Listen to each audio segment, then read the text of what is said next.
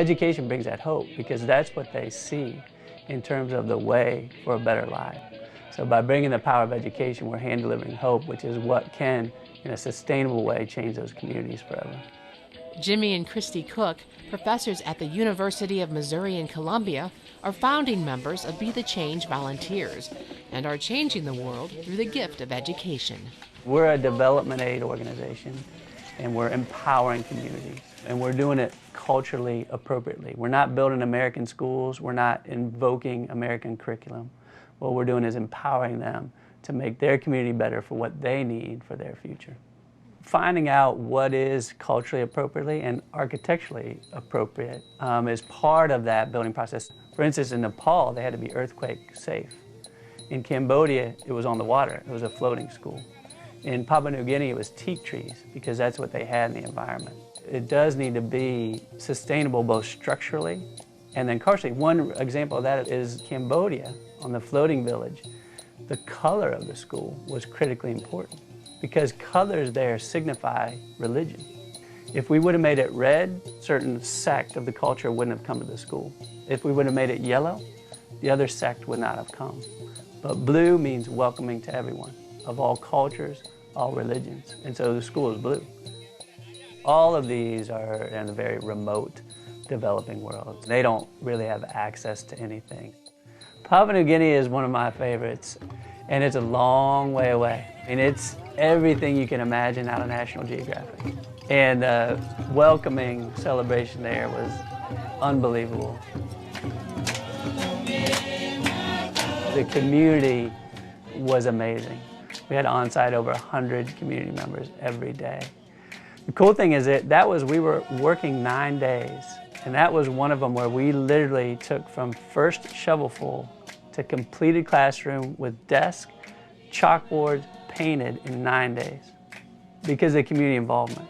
And we had to walk down this probably 200 feet down a pretty steep slope to the riverbed where all the rocks were for the foundation. And I'm going up the hill, and this is no exaggeration, I'm going up the hill with my one big tree trunk, and a woman passes me. She has two, a bag of rocks around her head, and a baby in a papoose on the front. Passes me to go up there. We get up the hill, she dumps her rocks into the foundation. I dump mine a little bit embarrassedly because she's like doing so much more than me.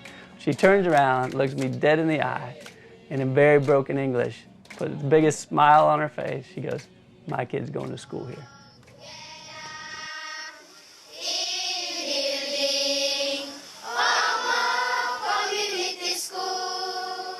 You build that facility for them, that hope is there, that power of education, and the power and the opportunity for a future for their kids, and all lines are broken down. And religion, culture, food, whatever you want to talk about, that are such strict lines and such big barriers for everything else, get obliterated by education. It was July 2007, during a rebuilding project in Rwanda, when Jimmy and Christy realized that building schools was their calling. They'll never forget their first step into a school left crumbling since the genocide. You walk into the school and you see these holes in the wall from about chest height to about mid-thigh, all the way around each of the schoolrooms. And I looked at Jimmy and I said, "Those are bullet holes from the genocide." And so going there, feeling that, the despair, you could just, it was heart-wrenching, it was hard, it was emotional to go through that and see that. And then to watch the process of filling in all those bullet holes with concrete so that we could be painted and put chalkboards up and give them new desks. But the day we landed home, and we had an email waiting for us, and we clicked on the attachment, and it's this picture of this nice bright yellow interior of the classroom with the teacher standing in front and 30 kids sitting at their desks that they have never had with their brand new pencils and a piece of paper and their uniforms with these huge smiles on their faces. And you're like, that is why we do this. And it changed that community. It really validated everything for us, and that's when we knew, and it's all come to fruition since then. Establishing relationships with each community provides unique teaching opportunities. Seeing some of these countries where girls are basically told they can't go to school. They're not as important as, their brother, or being on these fields and having girls walk by and seeing you do non-traditional work, like holding a hammer and a saw and a drill. So those girls seeing that I can do that, they look back and say, well, maybe I can do that too.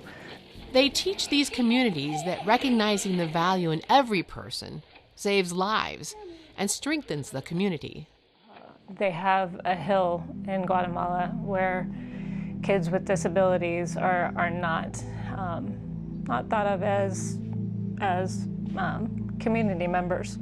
And so families will take their babies, if they have a disability, to this hill and throw them over the hill. And when we first went to the special needs school, it was literally a closet that had probably about 20 to 30 kids. And when you think about these kids, a lot of them are in wheelchairs. And so some of the families who don't throw their kids over, this hill will do as much as they can. So we went and partnered with them and built 3 classrooms. And then we did another project with them and provide them with a special needs playground.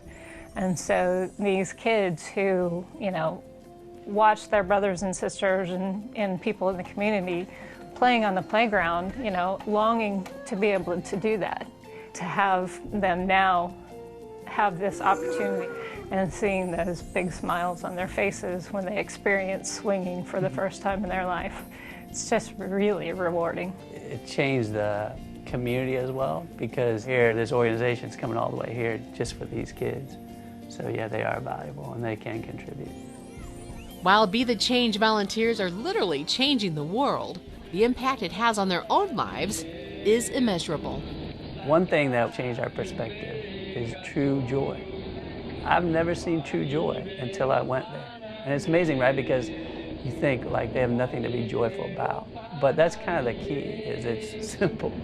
It's a simple life, and they appreciate each other. They talk to each other. They appreciate the hard work of each other, trying to keep the family alive in a way for a community to come together as one. They will rally around education for their kids because it is the future for the kids.